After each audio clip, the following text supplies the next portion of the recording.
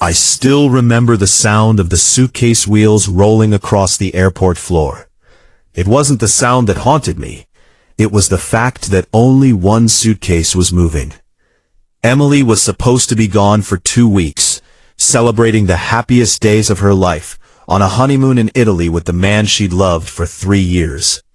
Instead, she walked toward me wearing yesterday's wedding ring, dark sunglasses indoors, and the same white sneakers she'd worn when I drove her to the airport. She looked like someone who had aged 10 years in 14 days. Then she stopped a few feet away, looked me straight in the eyes, and whispered the words that changed both our lives forever. I said the wrong name at the altar. For a second, I honestly thought I'd heard her wrong. People don't accidentally say the wrong name while promising forever. That only happened in movies. But the tears sliding down her face told me this wasn't a joke. I stepped forward and hugged her before she could say another word. She didn't hug me back. She just stood there shaking. "Let's get out of here," I said quietly. The drive home was almost silent. Emily stared out the passenger window while the city passed by in blurry reflections. She filled every silence with jokes, random stories, or terrible singing. Now she looked like she had forgotten how to speak. I finally broke the silence. "Do you want coffee?" She shook her head. "Food?" Another shake. "You want me to take you home?"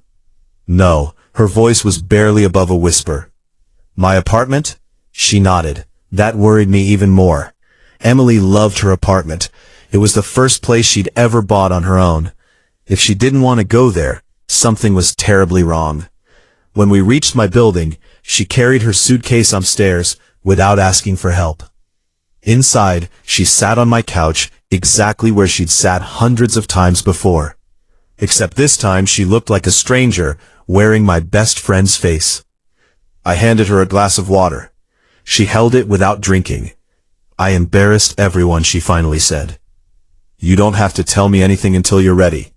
She took a deep breath. "You deserve to know." I frowned. "Why do I deserve to know?" Her eyes slowly lifted to mine. "Because the name I said," she stopped. Tears filled her eyes again. "Was yours." The room suddenly felt too small. I laughed.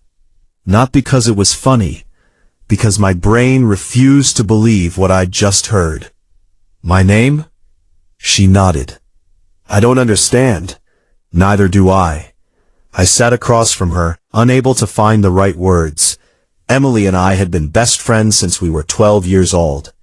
We survived middle school together. She copied my math homework.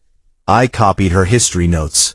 We celebrated birthdays, graduations, first jobs, heartbreaks, family problems, and every ordinary Tuesday in between. People constantly asked if we were dating. We always laughed. "We're practically siblings," she'd say. And I believed her. Even after everyone else stopped asking. Even after she met Ryan. Ryan was everything her parents wanted. Successful. Confident. A lawyer with perfect manners and expensive watches. He loved Emily. At least I always thought he did. I was genuinely happy for her. When Ryan proposed, I helped him choose the ring. When they started planning the wedding, I carried chairs, hung decorations, and spent 2 weekends assembling tiny gift boxes for guests. I even gave a speech at the reception. Everything had seemed perfect. Until now. "I didn't mean to say your name," Emily whispered. "I know. But I did." I rubbed my face. "What happened after that?" She let out a bitter laugh. "What do you think happened?" I honestly have no idea. The church went completely silent.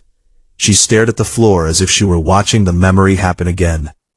The priest smiled because he thought I was joking. No one laughed.